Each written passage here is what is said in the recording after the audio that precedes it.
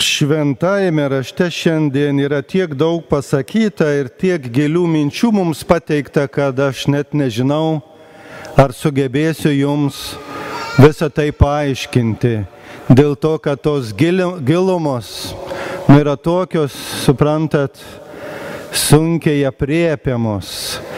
Ir netgi, jeigu norim tai įgyvendinti, sunkiai įmanomos. Bet neskaitant to, Dievas vis kreipiasi ir nuolat kreipiasi į mus. Taigi, kokią šiandien pagrindinę mintį vysto viešpats Dievas savo žodyje. Visi trys skaitiniai, jeigu jūs girdėjot, yra labai susiję. Aišku, kad neįsimastai, tai galbūt ir juos negali apjungti, taip sėdėdamas ir klausydamas, bet yra labai giliai susiję. Pavyzdžiui, girdėjom, kokia mintis? Tai, kad žmogus nori būti pirmas.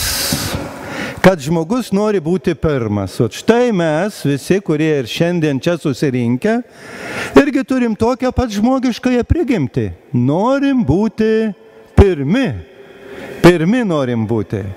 Tai ir viską daro žmogus šiame pasaulyje, kad išskleistų save, savo principus, parodytų savo galias, įgyvendintų jas ir būtų, kaip minėjom, pirmas. Tokią turim prigimti. Ir girdėjom pirmajam skaitinį, kai buvo pasakyta, teisus žmogus elgiasi, ne, teisiai.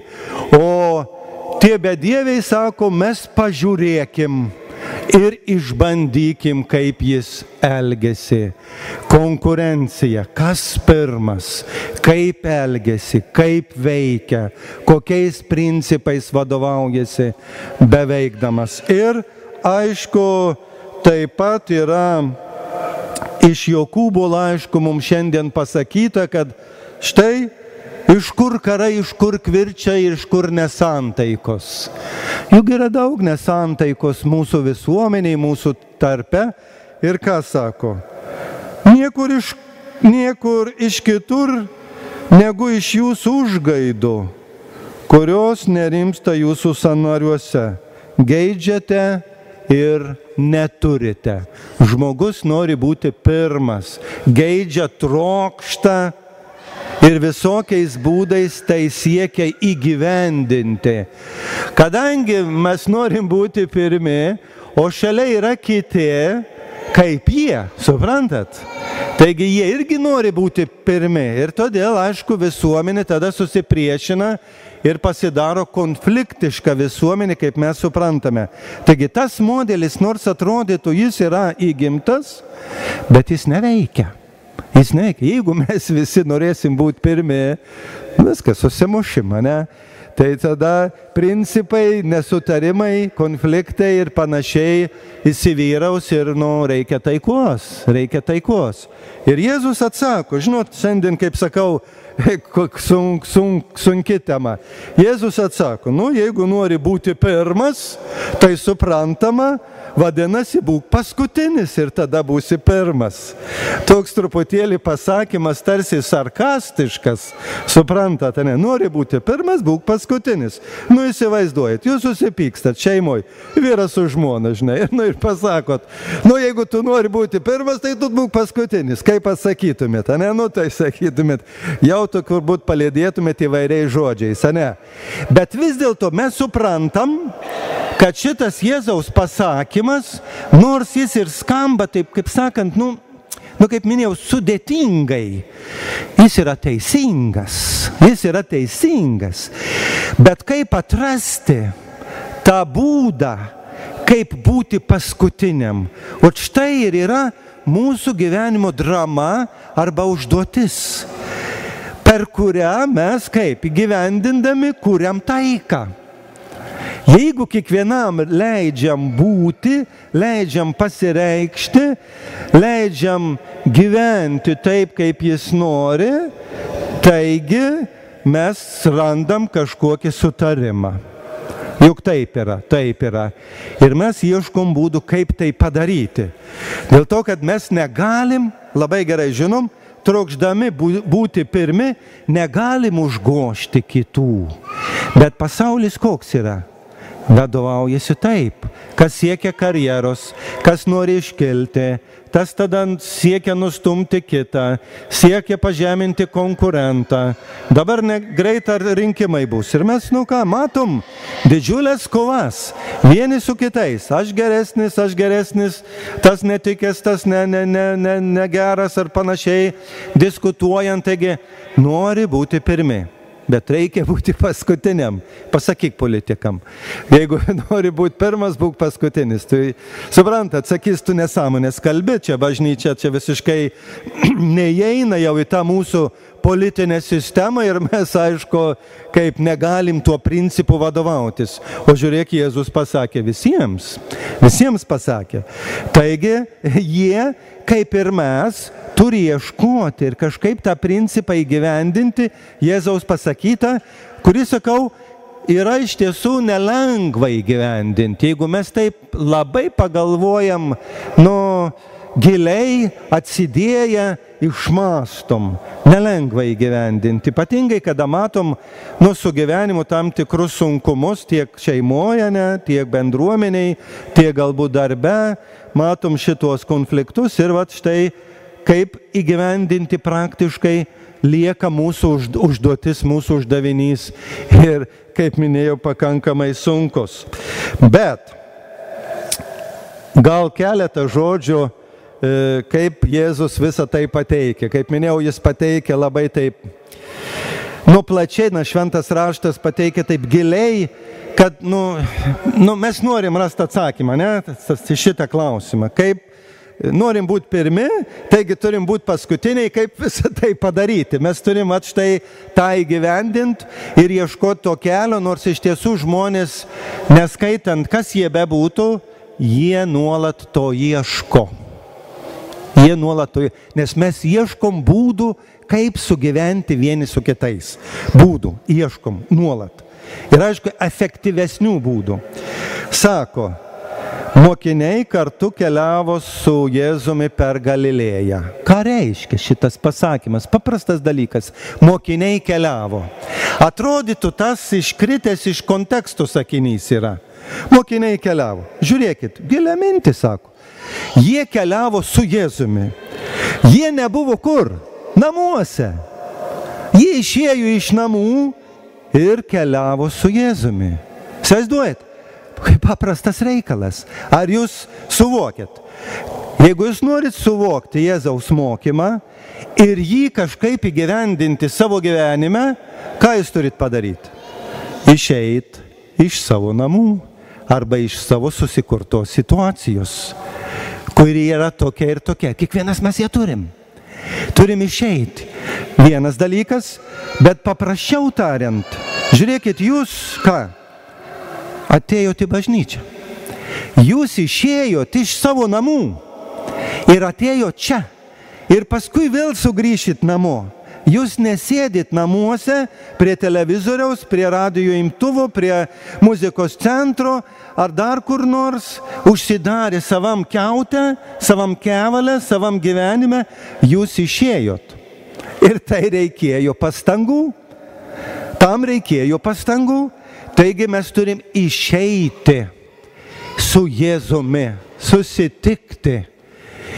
Bet to nieko nebus. Paprastas dalykas. Mes girdim daug kalbant, šiandien žmonės kalba, jauni, seni, ką man eiti, ką aš ten rasiu, ką jie man pasakys, kas ten dedasi. Nenori eiti, ne? Jie sako, viską aš turiu namuose, aš įsijungiu radijuką, aš dar ką nors televizorių. Ir viskas, aš turiu visas savo galimybės, aš sėdžiu ramiai namuose ir viską turiu, žinot. Ne? Jeigu žmogus nebegali dėl negalios išeiti, jau suprantama, yra kitas, jau jis į kitą etapą patenka. Bet jeigu jis gali, jis turi išeiti. Niekur. Visi, jūs patys galit tai pasakyti savo, ką reiškia jūsų atėjimas į bažnyčią, išėjimas iš namų. Jau jūs esat atsivėrę Dievo kalbai, Dievo žodžiams. tuo savo faktu. Esate atsivėrę. Aišku, jeigu jūs išėjot per prievartą, kas nors privertė, yra kitas reikalas. Jūs laukiat, kada visa tai baigsis. Bet jeigu jūs išėjot savo noru, jūs esat atviri. Tai nereiškia, kad jau viską įgyvendinsim. Būtų gerai. Bet vis dėlto mes esam jau tada atviri. Kaigi išėjo. Na kągi. Ir ką sako Jėzus? Aišku, aš čia jums nežinau, kaip spėsiu viską pasakyti. Jėzus sako, šiandien Evangelijoje, žmogaus sūnus bus atiduotas į žmonių rankas. Mums atrodo čia toks sakinys, paprastas. Jėzus bus atiduotas į žmonių rankas. Nesako, kad aukštiesiems kunigams, rašto žinovams, bet į žmonių rankas. Suprantat? Jau šventas raštas šitoje vietoje sako, jau jis tave kalbina. Jis tave kalbina iškart. Kalbina. O kas jį atiduos į žmonių rankas? Irgi nepasakyta. Jeigu tu atidžiai teksto klausaisi, palauk, kas atiduos? Į kokių žmonių rankas? Suprantat? Čia yra tiek daug pasakyta, kad aš sakau, čia yra gelmės. Reiškia, jog Dievas tėvas, amžinasis, visagalis, neaprėpiamas, apie kurį mes nieko negalim pasakyti daug, tik per Jėzų Kristų. Jis atiduoda savo sūnų į žmonių rankas. Į žmonių reiškia į mūsų rankas. Į mūsų rankas. Jėzus yra atiduodamas žmonėms, taip pat ir mums. Jūs suvokėt svorį čia? Galingą svorį, suvokėt? Čia reikia truputėlį taip pamastyti, ką tai reiškia. Dievas atiduoda savo sūnų, švenčiausiosios trejybės asmuo, Dievas tėvas atiduoda savo sūnų mums, žmonėms. Kodėl? Sakau, jeigu neišeisim iš namų, mes nesuprasim to. Kodėl jis atiduoda savo sūnų mums? Dėl to, kad jis žino, kad mes norim būti pirmieji. Kad mes norim vyrauti, kad mes norim dominuoti. Toks žmogus yra. O jis atiduoda. Ir kada tu matai, kad Dievas atiduoda savo sūnų, o žmonės ką? Nenori jo priimti, nes jis ką? Jis atiduoda sūnus gyvybę už žmonės, kurie jo nenori priimti. Taip atrodo labai teologiška, čia ką jums sakau, ir tikrai galbūt jums taip nėra taip, suprantama aiškiai, bet pagalvokit paprastesniais terminais. Ką reiškia Jėzus, kuris yra atiduotas Dievo tėvo žmonėms, šiandieniniai visuomeniai? Ką jis reiškia? Ir kur jie padėjo? Kur? O taip. Jie nereikalingas daugeliu yra Jėzus. Kodėl? Dėl to, kad jis sako, rinkis paskutinę vietą ir taip gyvensi laimingas. O aš nenoriu paskutinis vietos rinktis. Ir kam tada man jis? Ir tada prasideda patyčios, nepagarba, panieka ir panašiai. Prasideda. Ir tada nusispjauna. Ir tada netiki.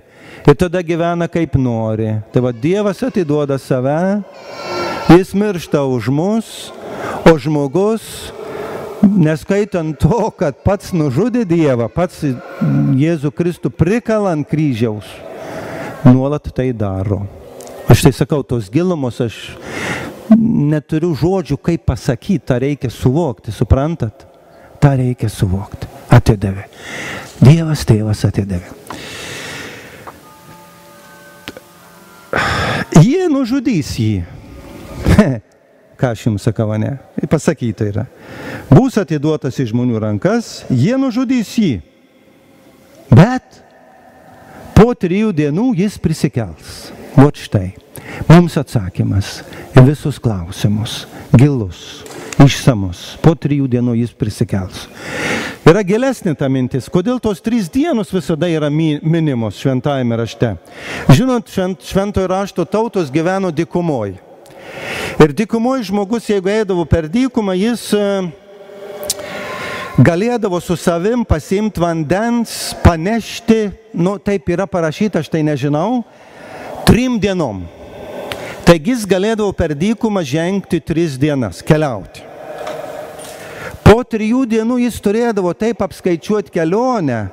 Po 3 dienų jis turėjo arba prieiti oazę kažkokią, kur ras vandens, arba šaltinį, arba sutikti kitą žmogų ir tada jau jis galės keliauti toliau. Jeigu to neįvyks, žmogus mirdavo. Tai žinojo šitie, kurie ten dykumose gyveno, tą jie žinojo. Ir šitas 3 dienos reiškia 3 dienos. Po 3 dienų jis prisikels. Turi žymiai platesnę prasme ir gilesnę prasme, negu mes taip galvojam, kaip paprastą dienų skaičių. Egzistencinė čia reiškia tikrovė, kad štai būsi išgelbėtas, prieisi oazę, surasi vandens, galėsi gyventi, nenumirsi. Suprantat? Nenumirsi. Tam yra tau Dievas atsiustas, kad tu galėtum prisikelti. Dar labiau galima įpinti, čia jeigu jau kalbam apie laidotuvės, tam tos 3 dienos budėjimas buvo skirtas. Jeigu jūs pasižiūrėsit, irgi prie to prieina, kad yra išgelbėjimas daug prasmių. Ir dėl to žmonės tai siekia įgyvendinti. Mokiniai nesuprato tų žodžių, bet nedrįso jo klausti. Nesustokim prie to, nors čia irgi labai daug yra.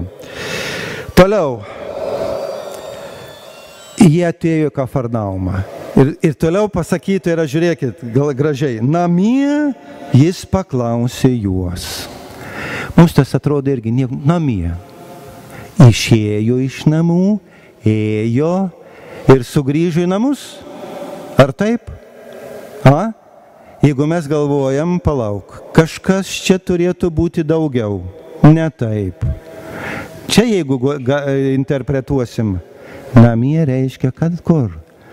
Dangiškuose namuose. Tavo gyvenimo pabaigoj. Tu praėjai visą gyvenimą su Dievu keliaudamas, girdėdamas jo žodžius ir galiausiai atėjai į savo dangiškuosius namus. Šiandien aukojame mišias už mirusiuosius taipogi, melsdami jiems išganimo. Ne, jie jau yra dangiškuosiuose namuose. Taigi čia eina kalba, įsivaizduojate, apie paskutinį teismą, kas mums atrodytų visiškai neįmanoma. Čia eina kalba apie paskutinį teismą. Ir jis paklausė juos. Klausia, kada mes nukeliausim į Dievo teismą, į dangiškuosius namus ir neišvengiamai žmogus ten nukeliaus. Tu nori galvok vienaip, nori galvok kitaip, nes esi mirtingas žmogau. Taigi jis paklaus kiekvieną. O ką jis paklaus? Vat štai jums atsakymas, irgi labai įdomus. Štai jums atsakymas, sako, apie ką kalbėjotės kelyje? Viskas. Suprantat? Irgi gilumą. Suprantat? Apie ką jūs kalbėjotės? Taigi iš esmės reiškia paprastą dalyką. Apie ką tu kalbėjaisi per savo gyvenimą? Apie ką tu kalbėjai? Ir viskas. Ir žiūrėkit, kada mes pagalvojam, ką mes kalbam vieni kitiems, kaip mes kalbam, kokia mūsų kalba yra. Žiūrėkit, kaip viskas yra susiję. Mes galvojam pirmiausia, paskui kalbam. Ir tikrai mūsų kalbelės nėra geros. Per gyvenimą daug dalykų mes pasakom ne taip, ne? O kas vyrauja mūsų kalbelėse? Vyrauja, kad mes norim būti pirmi, tas toks ir anoks, tas tą ir aną padarė. Žiūrėkit, aš nepadariau to, aš gerai laikiausi. Ir taip mes vieni kitiems tai kalbam, ne? Jis klauso, apie ką kalbėjotės? Ir mus paklaus taip pat. Nes tai labai susiję. Nes tą, ką mes kalbam, pagalvoja, tą mes ir gyvendinam vienokiais ar kitokiais būdais. Taip yra. Taip yra. Jie tylėjo, kadangi neturėjo ką pasakyti. Jie tylėjo. Nes ką jie darė? Ginčijosi, kuris iš jų didžiausias. Tai vat, ar nėra kartais mes pažiūrėję, žiūrėkit, kaip šventas raštas giliai atskleidžia mūsų gyvenimo esmę. Ar nėra pagrindinis dalykas kartais mūsų gyvenime, kad mes ginčijamės, kas čia esam didžiausias? A, nėra taip? A? Dievas klausia. Ar nėra taip? Nes sako ne. Mat kelyje jie ginčijosi, kuris iš jų didžiausias. Ir tada atsisėdęs jis paaiškina, kame reikalas. Paprastas paaiškinimas, bet aš sakau, jis yra išskleistas labai plačiai, tai tik trumpai pasakius pasivadina vaikelius ir sako, vat štai, kas priima tą vaikelį, priima mane, o kas priima mane, priima dangiškai tėvą. Tas, kuris mane siuntęs yra, ne? Taigi, kas nori ne būti pirmas, tebūnie paskutinis ir visų tarnas. Paskutinis ir visų tarnas. Visų. Irgi žodis, suprantat. Ne to ir to, kuris man patinka, aš jam patarnausiu ir padėsiu, bet visų. Vat štai. O vaikelis dėl to, kad jis ką? Jeigu mes ką nors norim pasiekti, vaikelis jis mums nieko nepadės. Mes labiau ieškom tokių žmonių, kurie mums yra pagalba, žinomų žmonių, kurie mums padės pasiekti karjerą ir visą kitą. Bet iš tikrųjų turi būti kaip tas vaikelis. Tarnauti visiems ir pasitenkinti savo situaciją tokią, kokią turi. Amen. Dabar